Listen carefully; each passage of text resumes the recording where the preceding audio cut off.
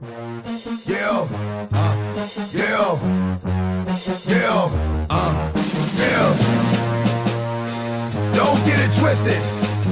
This rap game is mine, and it's not a fucking game. Fuck what you heard. It's what you hearing. It's what you hearing. Listen. It's what you hearing. Listen. It's what you hearing. Listen. X gon' give it to you. What? Fuck pay you to get it on your own. X gon' deliver to you. Knock, knock. Open up the door. It's real. With the non-stop pop, stay still. Go hard, getting busy with it. But I got such a good heart that I make a motherfucker want to get it. Damn right, and I do it again. Cause I am right, so I got to win. Break bread with the enemy. No matter how many cats I break bread with, I break who you selling me. You motherfuckers never wanted nothing but your life saved. Dans cette vidéo, nous allons analyser et comparer le tir en suspension à 9 mètres en handball d'un débutant et d'un expert.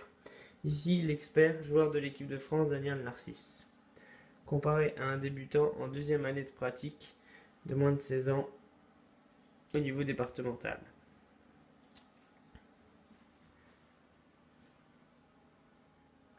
Nous allons commencer par comparer la vitesse de la balle pour atteindre la cible.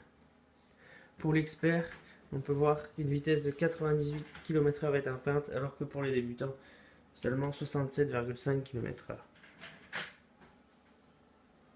Chez les débutants, on peut voir que le coude est légèrement en dessous de la ligne des épaules, ce qui limite les impacts de tir à des impacts bas. On voit également que les épaules sont orientées vers le but, ce qui limite la force utilisée à la force de l'épaule, du coude et du poignet. Chez l'expert, on peut voir que le bras porteur du ballon est au niveau de la tête du joueur, permettant tout type d'impact, mais également que les épaules sont orientées de façon à protéger le bras porteur, mais cette orientation expliquée par le placement du bras non porteur permet un gain de force considérable grâce à la transmission de force par la rotation du buste jusqu'au bras, comme l'on peut le voir ici, ce qui augmente considérablement la vitesse du tir.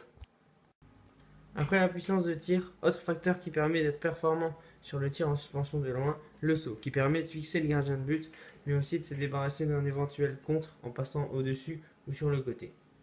Chez le débutant, on peut voir que la jambe qui n'a pas impulsé avec le sol est très peu fléchie, seulement 61 degrés, et donc très peu utilisée lors de l'impulsion.